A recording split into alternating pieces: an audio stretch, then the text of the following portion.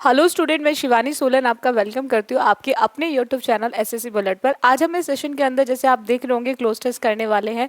अगर हम cloze test की बात करें, आपके हर एग्जाम में आजकल प्री के अंदर पासेस नहीं भी पूछता है, बट क्लोज टेस्ट हमेशा पूछता है। यानी कि जितने भी एग्जाम्स होते हैं, वनडे एग्जाम्स होते हैं, उन सब के अंदर आपका क्लोज टेस्ट का क्वेश्चन ज़रूर आता है। अब चाहे आप बच्चे सीडीएस एनडीए दें या फिर आप एसएससी का कोई भी एग्जाम दें, चाहे एमटीएस हो, चाहे सीएचएसएल हो, चाहे सीजीएल हो, हर एग्जाम के अंदर बच्चों आपका हमेशा पूछा जाता है क्लोज टेस्ट।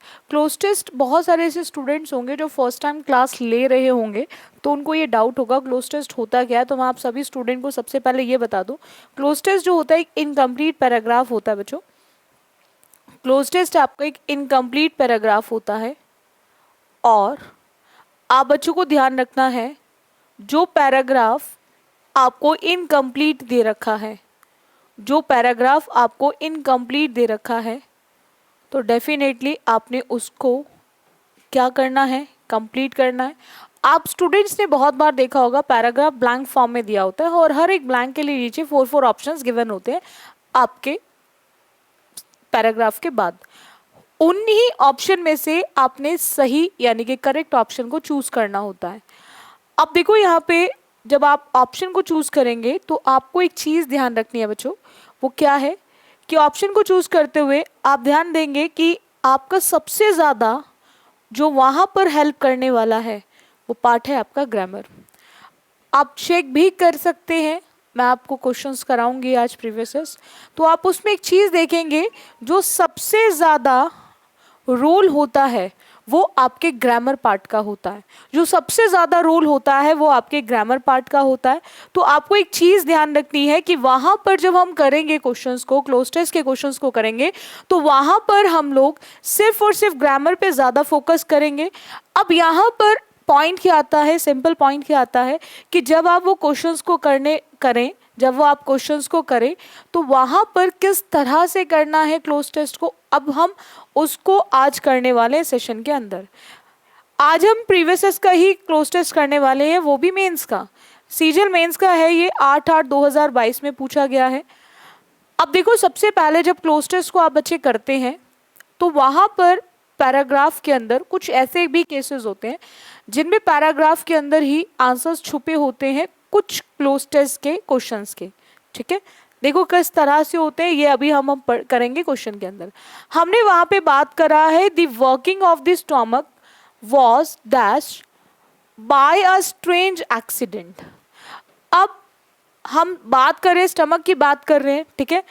अब वहां पे उसके वर्किंग, उसके काम करने के उसकी बात कर रहे हैं, वो क्या था, वो एक स्ट्रेंज एक्सीडेंट में क्या की गई, तो वॉज आ रहा है बच्चों। अब वॉज के साथ हमें यहाँ पर हमें किसी भी वोकैब की ज़रूरत नहीं है, यहाँ पे हमें किसी भी रीडिंग पार्ट की ज़रूरत नहीं है। यहाँ पे हमें यहाँ पर, अब आप बच्चे देखेंगे, हमें यहाँ पे जो ज़रूरत होगी वो किसकी होगी, ग्रामर पार्ट की। अब ग्रामर की क्यों होगी बच्चों, क्योंकि वॉज के साथ हमारी 2 वर्ब आती हैं, वॉज के साथ हमारी 2 वर्ब आती हैं।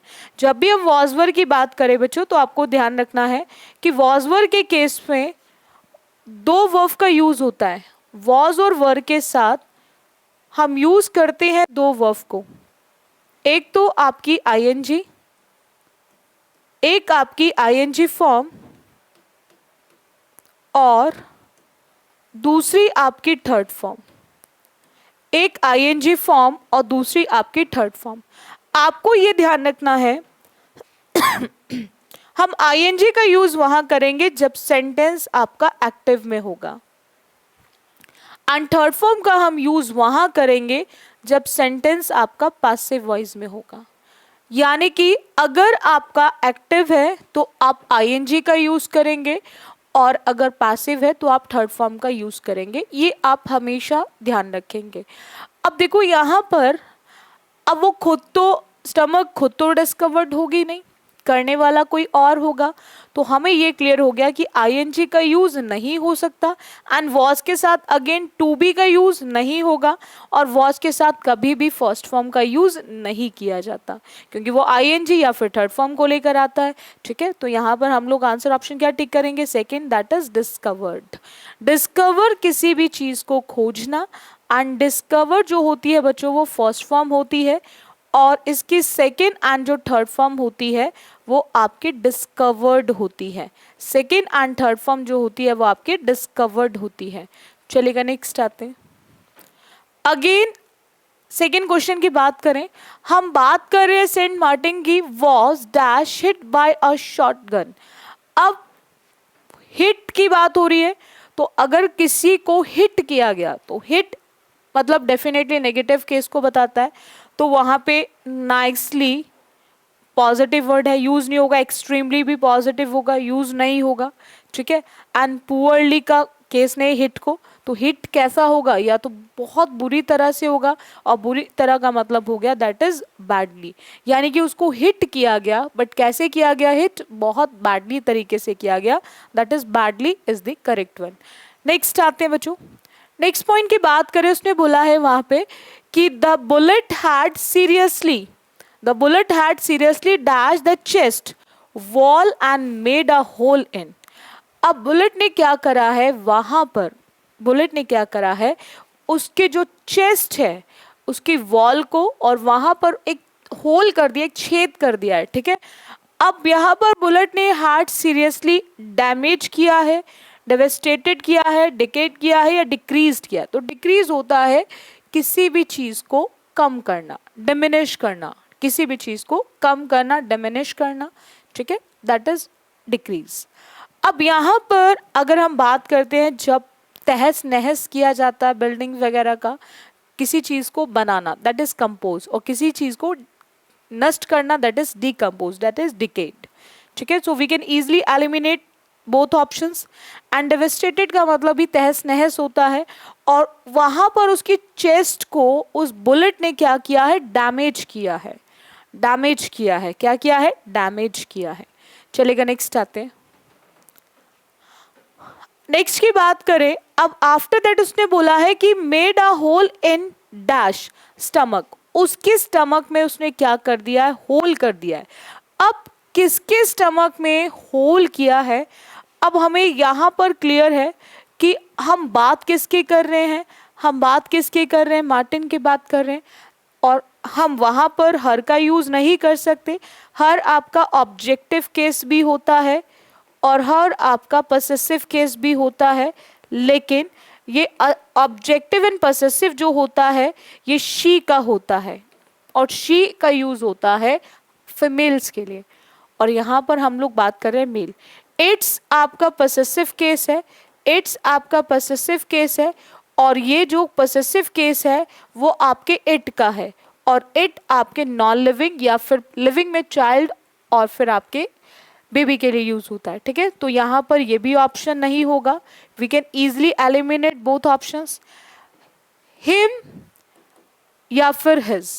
तो अब आपको ध्यान रखना है कि जब भी हम बात करते हैं स्टमक की, स्टमक ऑलरेडी एक नाउन है, तो नाउन से पहले हम कभी भी यूज नहीं करते, नाउन से पहले हम कभी भी, because it is a part of body, तो जितने भी पार्ट्स ऑफ बॉडी हैं they all are naming words, तो नाम से पहले हम कभी भी ऑब्जेक्टिव केस का यूज नहीं करते, क्योंकि हिम जो है वो आपका ऑब्जेक्टिव केस है, और ऑब्जेक्टिव केस का यूज होता है हमेशा आफ्टर वर्ब, तो हम हिम को भी एलिमिनेट कर सकते हैं, बचता कौन सा है, his. His is a possessive case, और यही आपका करेक्ट आंसर ऑप्शन बन जाएगा। और ही का पसेसिव केस है, ये ही का पसेसिव केस है, और हमें मार्टिन के अकॉर्डिंग हमें ही का पसेसिव केस यूज करना है। सो मैंने आपको एक्सप्लेन किया कि क्यों हम रिमेनिंग ऑप्शंस को एलिमिनेट कर रहे हैं, तो आपको एग्जैक्ट पॉइंट पता होना बहुत ज़रूरी है।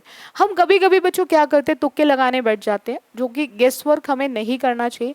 हम सीख रहे हैं, हमें सिखाया जा रहा है, तो डेफिनेटली हमें सीखना चाहिए। अगर कोई भी आपको सिखा रहा है, मैं आपको सिखा रही हूँ, क्यों आप किस केस को कब यूज़ करेंगे इन इंग्लिश ग्रामर।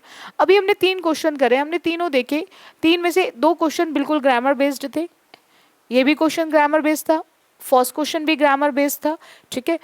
अब हमने क्या देखा कि एक क्वेश्चन हमारा वोकैब बेस्ड आ गया, वोकैब के अंदर हम देखेंगे, अब अगर 5 क्वेश्चन आते हैं, अभी इसमें तो 10 क्वेश्चन है, मेंस का है ये पैसेज आपका क्लोज टेस्ट जो है, तो ये मेंस का क्लोज टेस्ट है, तो इसके अंदर 10 क्वेश्चन आए, प्री में 5 क्वेश्चन का आता है आपका क्लोज टेस्ट, तो आप बच्चे देखोगे minimum 3 question and maximum 4 question completely based on grammar होता है, मिनिमम 1 एंड मैक्सिमम 2 क्वेश्चन आपका वोकैब का होता है क्लोज टेस्ट के अंदर, तो इसीलिए आपको वोकैब पार्ट से ज़्यादा ग्रामर की ज़रूरत पड़ती है अगर आप क्लोज टेस्ट का क्वेश्चन कर रहे हैं।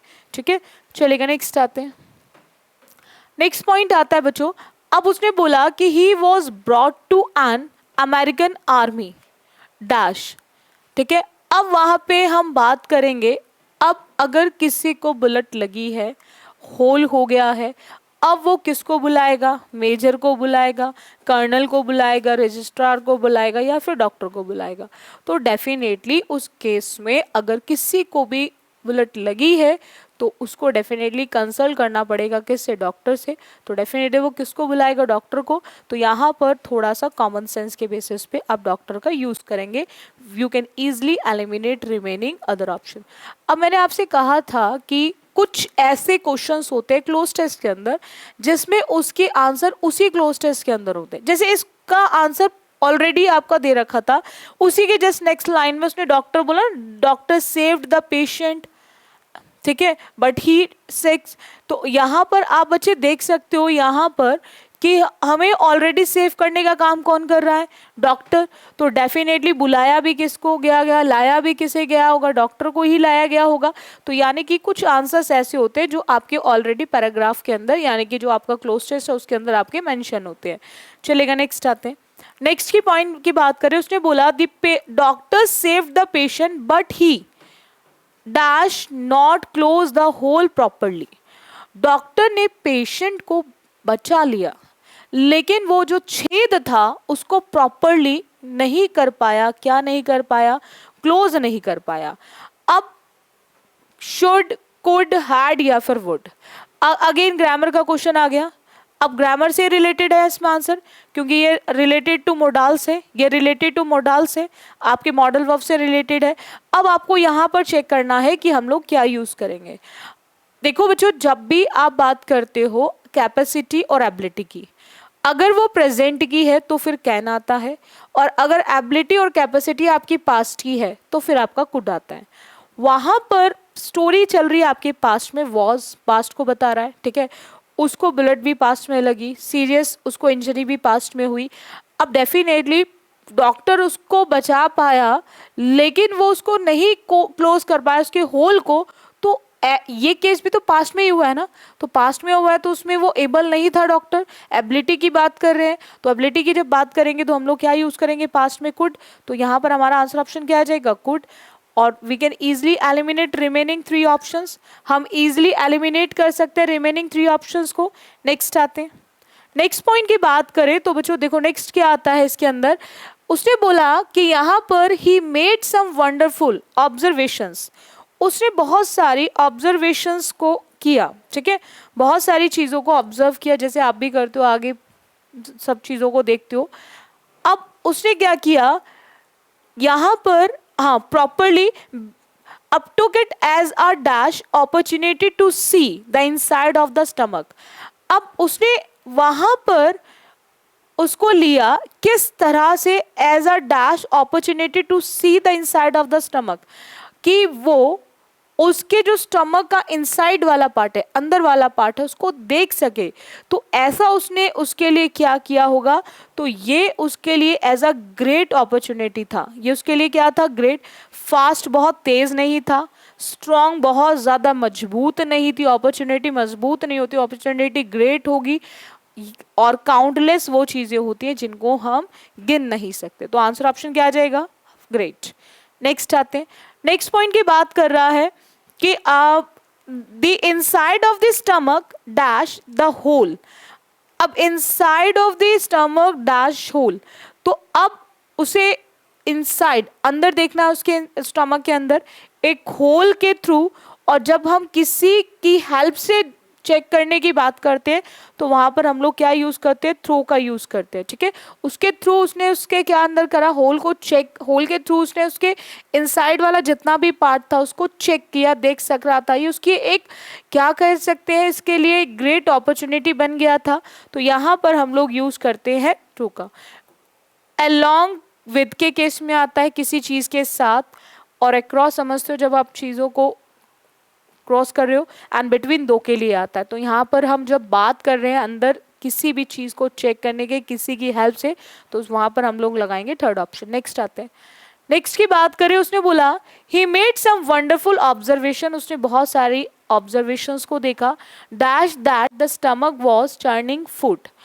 अब वहाँ पर डैश के लिए हम लोग क्या यूज़ करेंगे, एक्वायर्ड, फाउंड, इमेजिन या फिर ऑब्टेन्ड। अब आपको चेक करना है कि हमें यहाँ पे क्या यूज़ करना है।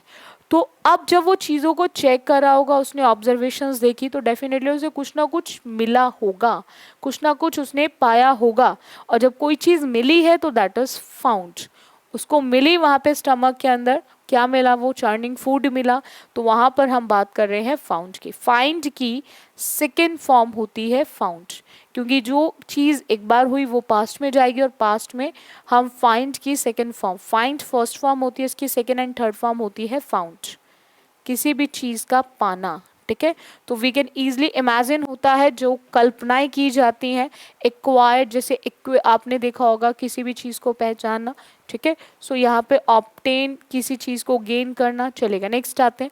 आफ्टर दैट उसने बोला कि it's wall secreted a fluid dash could digest the food, कि एक वॉल है वो क्या कर रही है, एक फ्लूड को निकाल रही है जो कहीं ना कहीं फूड को क्या कर रहा है, फूड को क्या कर रहा है, डाइजेस्ट कर सकता है। अब कौन डाइजेस्ट कर सकता है, तो हम यहाँ पर बात कर रहे हैं किसकी, इट्स वॉल। अब इट्स वॉल, इट्स से समझ आ गया हम नॉन लिविंग की बात कर रहे हैं। हम किसकी बात कर रहे हैं बच्चों, नॉन लिविंग। और नॉन लिविंग के केस में सब्जेक्टिव में हम हमेशा यूज करते हैं विच। हम यहाँ सब्जेक्टिव यूज क्यों करेंगे बच्चों, क्योंकि कुड आ रहा है और कुड हमारी वर्ब है, वो मोडाल है, all modals are helping verb.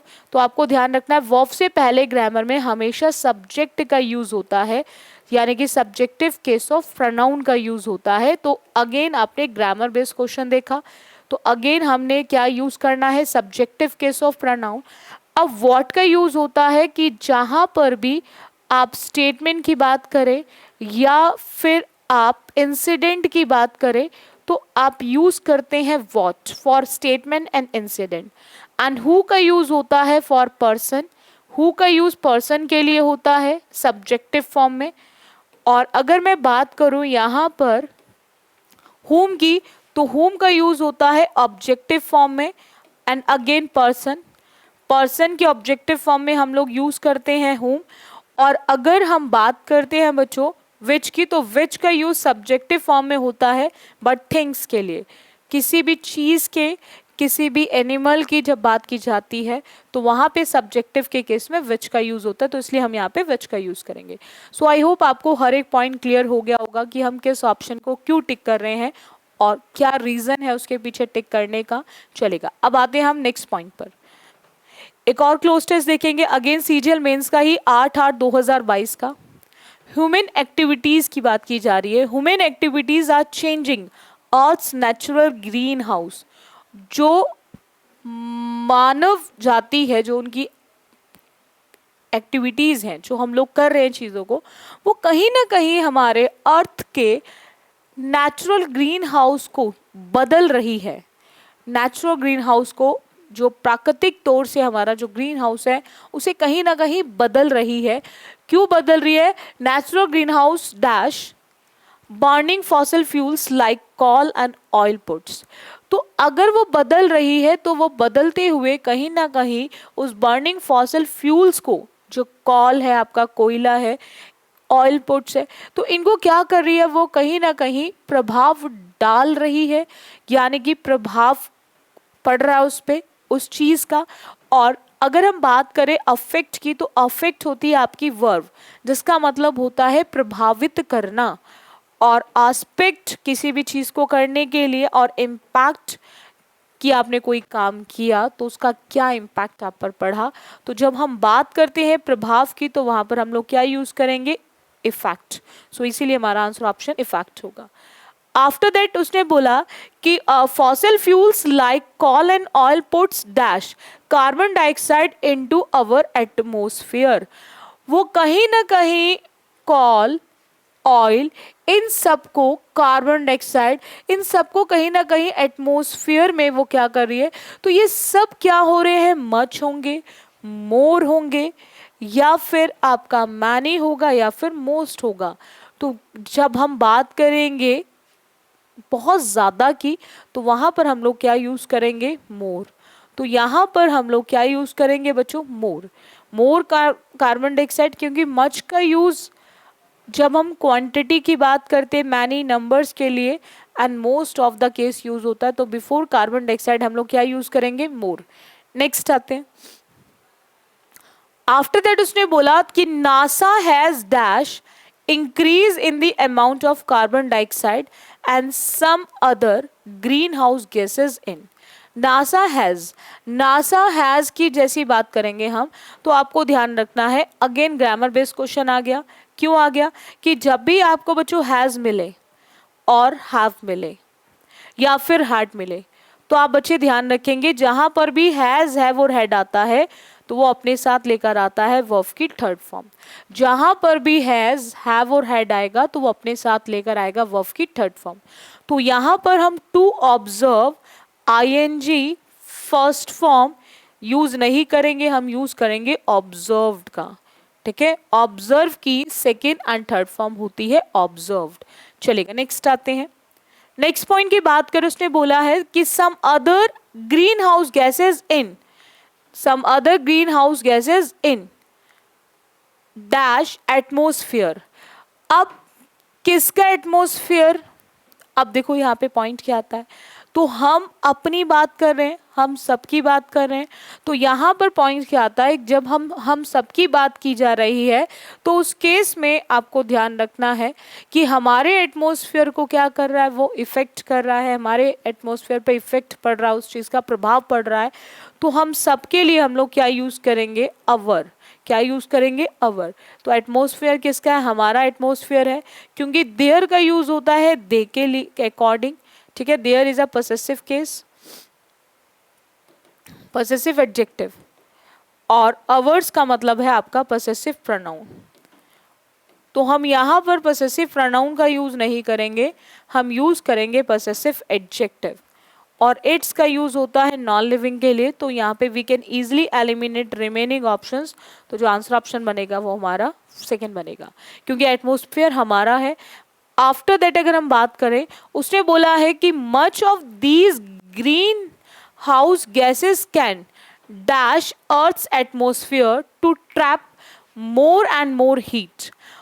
वो कह रहा है कि ये जो ग्रीन हाउस गैसेस है इनमें से ज्यादातर क्या है, कहीं ना कहीं कैन के बाद इफेक्ट है, रीजन है, सोर्स है या फिर कॉज है। तो अब आपको ध्यान रखना है, इफेक्ट आपका नाउन हो गया और कैन की बात हो रही है तो कैन के बाद वर्ब आएगी। तो यहाँ पे रीजन, कारण, सोर्स, तो वो क्या कर रहा है, वो कहीं ना कहीं कॉज की बात हो रही है, वर्ब की। तो यहाँ पर आंसर ऑप्शन क्या आ जाएगा आपका, that is cause. Show cause is the correct one, cause का बिल्कुल सही आंसर ऑप्शन हो जाएगा। अब देखो यहाँ पे वो क्या कर रहा है, वो कहीं ना कहीं मोर और मोर हीट को ट्रैप कर रहा है। ठीक है, एंड दिस कॉज, अब मैंने आपसे बोला था कि आपके कुछ आंसर्स ऑलरेडी पैराग्राफ में क्लोज टेस्ट के अंदर गिवन होते हैं, तो जैसे इसका आंसर नेक्स्ट पॉइंट में दिया हुआ है, this causes earth to warm up, वो यही एक कारण है, यही एक वो बना हुआ है, वो कहीं ना कहीं अर्थ को क्या करता है, गर्म कर देता है, वार्म अप कर देता है। तो आप इस क्वेश्चन का आंसर आप देख सकते थे, इसके नेक्स्ट लाइन में ही दिया हुआ था। सो आई होप आपको हर एक पॉइंट ज़रूर क्लियर हो गया होगा, सभी स्टूडेंट को ज़रूर क्लियर हो गया होगा। तो मैं आप सब स्टूडेंट से ज़रूर बोलूँगी कि क्लोज टेस्ट के जैसे बहुत सारे स्टूडेंट के मैसेज आ रहे हैं, मैम क्लोज टेस्ट की सीरीज़ को कंटिन्यू रखो, तो डेफिनेटली मैं क्लोज टेस्ट की सीरीज़ को कंटिन्यू ही रखने वाली हूँ। ठीक है, और बहुत इंपॉर्टेंट है क्लोज टेस्ट, आपके एग्जाम में बहुत ज़्यादा पूछा जाता है। प्री में तो हमेशा आ ही रहा है, आजकल हर प्री के एग्जाम में क्लोज टेस्ट ज़रूर आ रहा है, मेंस में भी आता है आपका क्लोज टेस्ट, और बहुत इंपॉर्टेंट भी है, आपके सीडीएस एनडीए सब में आता है आजकल क्लोज टेस्ट।